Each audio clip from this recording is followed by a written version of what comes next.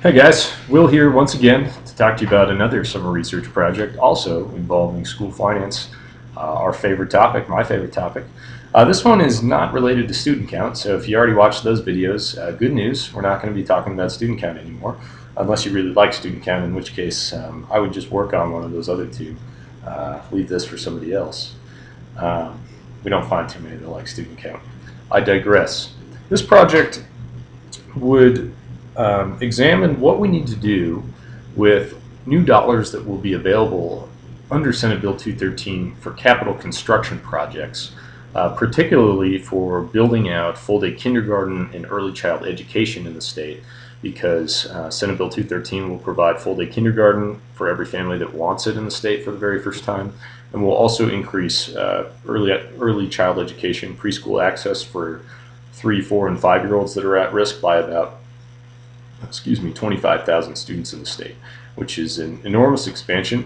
But we know that because we don't have those things in districts and in schools in the state right now, a lot of schools and districts simply aren't prepared facilities-wise to take all those new students on and offer full-day kindergarten and half-day ECE for all these new students.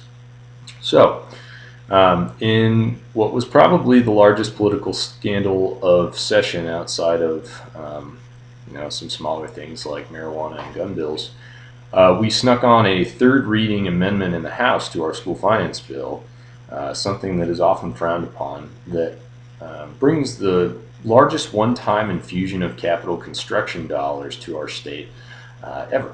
So right now in Colorado, we have a serious capital construction crisis on our hands when it comes to schools.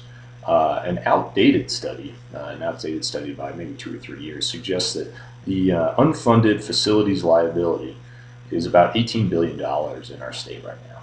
And Senate Bill 213 will only bring in about $1 billion in year one. And so obviously we can't answer all of that.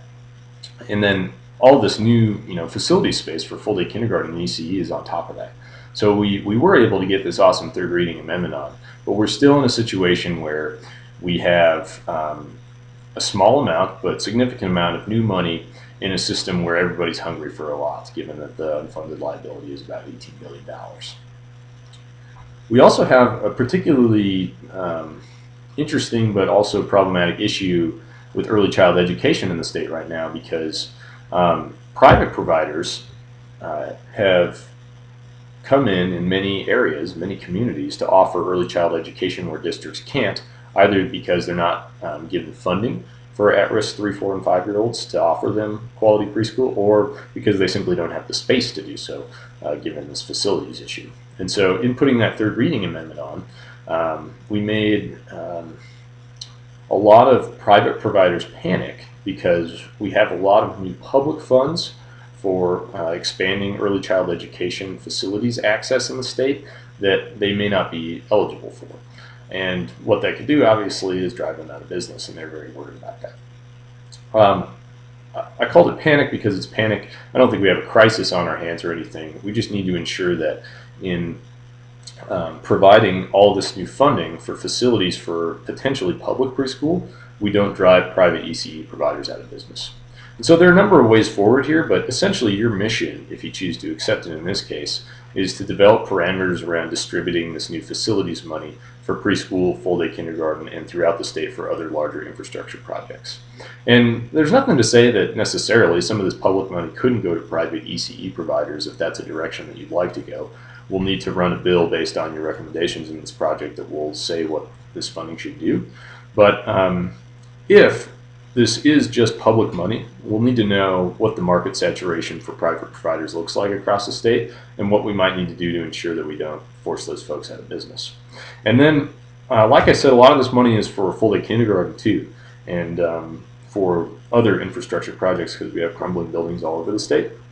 We have a program called BEST right now, which stands for Building Excellent Schools Today, that has a big statutory framework that probably all this money, including the ECE money, could be distributed through.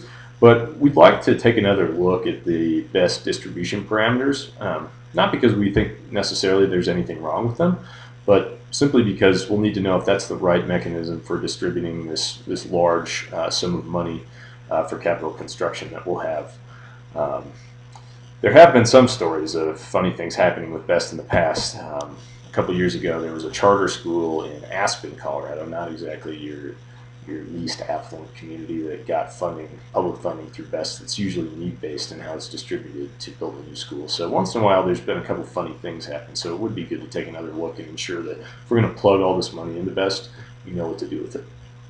Finally, and this will be finally, I promise, this is one-time money. We're going to take $600 million of this new billion in the first year and commit it to capital construction. And we'd like to be able to do some bigger projects with that. And in the state, through BEST, what we've done is we've used money and bonded it out over time so that we could essentially leverage that money against another source. Excuse me. But given that this is one-time money, and given that we don't have a bonding source, state land revenues are used traditionally through BEST, we're not exactly sure how to do that. So we could use some help in coming up with a way to bond this money against something so that we can leverage it and use it for longer-term projects, not just small replacements of boilers or heating systems or air conditioning in particular buildings. We need to tear down a lot of schools in the state and just build new ones, and we'd like to be able to at least do a little bit of that. So that's the overview.